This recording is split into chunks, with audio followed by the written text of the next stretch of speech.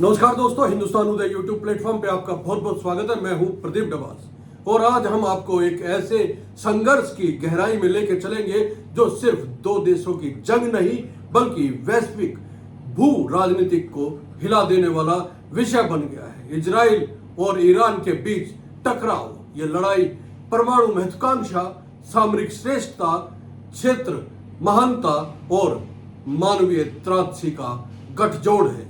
यह सिर्फ जमीन का या आसमान का युद्ध नहीं बल्कि ड्रोन, मिसाइल, खुफिया ऑपरेशन और राजनीतिक निर्णयों का संगम है। पिछले 48 घंटों में हमने ये सब देखा है। इजराइल की ओर से संचालित विशाल ऑपरेशन राइजिंग लायन, जिसमें 200 से ज्यादा लड़ाकू जेट एक साथ तैनात थे। ईरान की ट्रू प्रोमिसिंग 3 बैलिस्टिक मिसाइल और ड्रोन हमले, दोनों तरफ से सैकड़ों मौतें, पुलिस, वैज्ञानिक और अन्य कमांडरों की मौत, वैश्विक नेताओं की शांति की अपील, लेकिन जवाब हर तरफ कड़ा और निर्णायक। इन सब का असर सिर्फ ये गलियारे नहीं बल्कि पूरी मानवता पर है।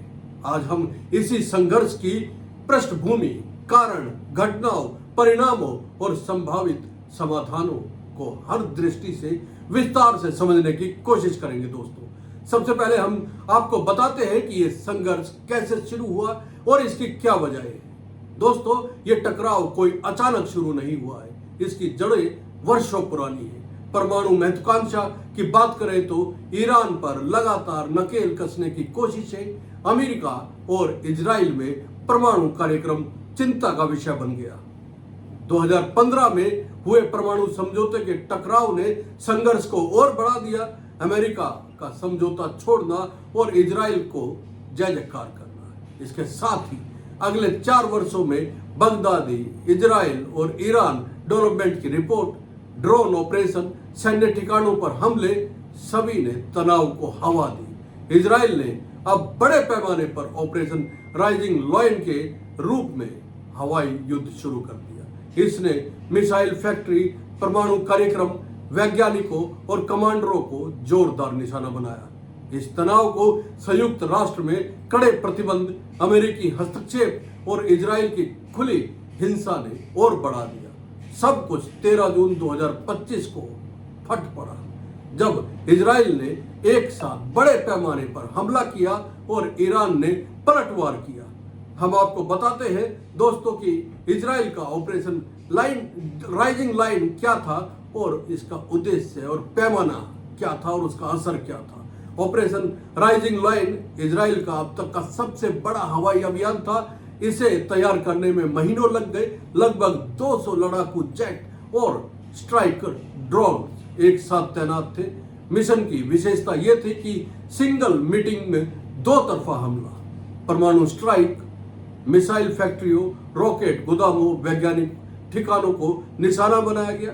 इस हमले में इजराइल ने 300 से ज्यादा बम गिराए। नतीजा यह रहा कि लगभग 78 से 100 लोग मारे गए, जिनमें वैज्ञानिक, सैन्य कमांडर, नागरिक शामिल थे। घायलों की संख्या लगभग इससे काफी ज्यादा रही। यह एक स्पष्ट संदेश था, ईरान की परमाणु क्षमता को सीधा निशाना बनाना और देश के नियामक ढांचे को कमजोर करना। इस हमले ने इजराइल की सामरिक योजनाओं से साफ संकेत दिया कि वह सिर्फ रक्षा नहीं बल्कि सक्षम आक्रमण क्षमता के साथ ईरान की नींव हिला रहा है। अब बात करते हैं ईरान के पलटवार की। ट्रू प्रोमिसिंग 3 क्या था? 13 जून की रात को ईरान ने 150 से 200 बैलिस्टिक मिसाइल्स और सैकड़ों ड्रोन से इजराइल पर जवाबी हमला किया। इसे ट्रू प्रोमिसिंग 3 नाम दिया गया। इसमें मुख्य बिंदु तेल अवीव और यरूशलेम रही। अधिकांश मिसाइलों को इजराइल के आयरन डोम एयर डिफेंस सिस्टम और अमेरिकी सहयोग से इंटरस्पेस्ट किया गया। फिर भी 2 से 3 मौतें हुई, दर्जनों नागरिक घायल हुए। ईरान ने यह घोषित किया कि अभी तो यह शुरुआत है, अमेरिकी ठिकानों को भी निशाना बनाया जा सकता है। इस हमले की योजना न सिर्फ सामरिक प्रतिशोध था बल्कि एक राजनीतिक संदेश भी भेजा। ईरान अब पीछे नहीं हटेगा। सब जानते हैं कि जख्म, मौतें, नागरिक तबाही, बड़े आंकड़े क्या कह रहे हैं। ईरानी स्रोतों के अनुसार लगभग 78 से 100 लोग मारे गए, जिनमें से 6 परमाणु वैज्ञानिक, शीर्ष सैन्य कमांडर जैसे सलामी, बघेरी, ये सब शामिल हैं। आसपास के इलाकों में तेहरान एयरपोर्ट, नाटांज, फोर्डो में बड़े पैमाने पर इसका असर देखने को मिला। इजराइल की स्थिति की बात करें तो औपचारिक संख्याएं कम से कम 2 से 3 मौतों की बताई जा रही है। लगभग 22 लोग घायल बताए जा रहे हैं। हालांकि मिडल ईस्ट इलाके में मिसाइल ब्लास्ट स्थिति लगातार बनी हुई है, पर सबसे ज्यादा डरावनी बात है कि नागरिक जीवनों पर असर पड़ रहा है। बेन गुरियन एयरपोर्ट को बंद कर दिया गया है, निवासियों को इमरजेंसी अलर्ट दे दिया गया है, अस्थायी शेल्टर, स्कूलों की छुट्टी, दफ्तर बंद, मिडल ईस्ट की उड़ानों को क्षति, फ्लाइट रद्द, यात्रियों का संकट। अब आपको बताते हैं कि वैश्विक और क्षेत्रीय प्रतिक्रियाएं क्या रही। पोप लियो ने कहा है कि तर्क, संयम, संवाद, 3 मंत्रों पर बल देना चाहिए। संयुक्त राष्ट्र ने आपात बैठक बुलाई है, सुरक्षा परिषद से संयम की अपील की गई। ईरान ने आरोप लगाते हुए कहा यह हमला मानवता का अन्याय है। अमेरिका ने इजराइल का खुला समर्थन कर दिया, मिसाइल इंटरस्पेट की मदद की। ट्रंप प्रशासन ने चेतावनी दी कि यदि ईरान ने समझौता बदला तो बड़ा हमला हो सकता है। पाकिस्तान ने ईरान का खुला समर्थन दिया है। रक्षा मंत्री ख्वाजा आसिफ ने मुसलमानों से संगठित समर्थन की अपील की। ईरान के लिए कूटनीतिक दूरी खत्म होती जा रही है। ओमान मध्यस्थता की छवि के लिए आगे आया है, बातचीत के संकेत दिए, लेकिन पश्चिमी देशों और चीन और रूस ने स्थिरता की बातें कही।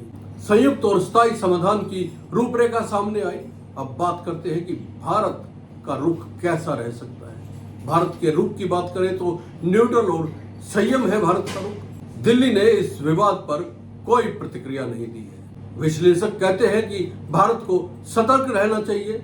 ईरान और इजराइल दोनों से अच्छे संबंध हैं। भारत दोनों देशों को बातचीत की टेबल पर ला सकता है। अब बात करते हैं दोनों देशों के सैन्य और तकनीकी तुलना की। दोनों देशों की ताकत कितनी बराबर है।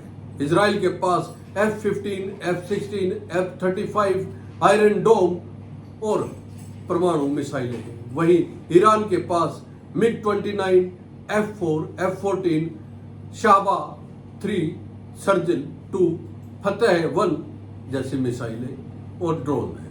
नतीजा यह है कि इजराइल के पास अधिक तेज तर्रार, सटीक और आधुनिक सपोर्ट है। ईरान की ताकत, संख्या, बजट, रणनीति में भरोसा है। अब सवाल उठता है कि भविष्य की संभावनाएं क्या है। संघर्ष बढ़ेगा या समाप्त होगा। विश्लेषकों का कहना है कि यदि संघर्ष हवाई और मिसाइल स्तर से आगे बढ़ा और जमीनी मोर्चा खुला तो यह पूर्ण युद्ध की ओर जा सकता है। ईरान परमाणु डील छोड़ सकता है और NPT उल्लंघन तेज कर सकता है। इजराइल की चिंताएं व्यापक सुरक्षा पर केंद्रित होंगी। क्षेत्रीय फैलाव के संकेत हैं, जैसे हिजबुल्ला, यमन, हूती, ईरान समर्थक राष्ट्र, अमेरिका और राज्यों के बीच युद्ध विशाल हो सकता है। तो क्या शांति की कोई राह बची है? पोप लियो की प्रार्थना, ओमान का मध्यस्थता प्रस्ताव, संयुक्त राष्ट्र की पहल, ब्रिक्स देशों की निगरानी, अंतर्राष्ट्रीय कूटनीति, इन सब में शांति की चमक अभी भी बची हुई है। लेकिन जरूरी होगा तर्क, मनोबल, बहुपक्षीय वार्ता, अंतर्राष्ट्रीय दबाव से प्रतिरोध का रास्ता और सबसे जरूरी मानवता, नागरिक सुरक्षा, संयम और नॉन वायलेंस का रास्ता चुनना। यह संघर्ष सिर्फ 2 स्थलों की जंग नहीं है, बल्कि क्षेत्रीय शक्ति, परमाणु महत्वाकांक्षा, आतंकवाद, घेराव और वैश्विक राजनीतिक नीतियों का टकराव है। लेकिन उम्मीद की एक किरण हमेशा रहती है। संयम, अंतर्राष्ट्रीय सीमा, कूटनीति, वार्ता, मानवतावादी आचरण और शांति की राह चुनना। दोस्तों, यह विश्लेषण आपको कैसा लगा कमेंट करके जरूर बताइएगा। शेयर कीजिए और चैनल को सब्सक्राइब करना ना भूलें। नमस्कार।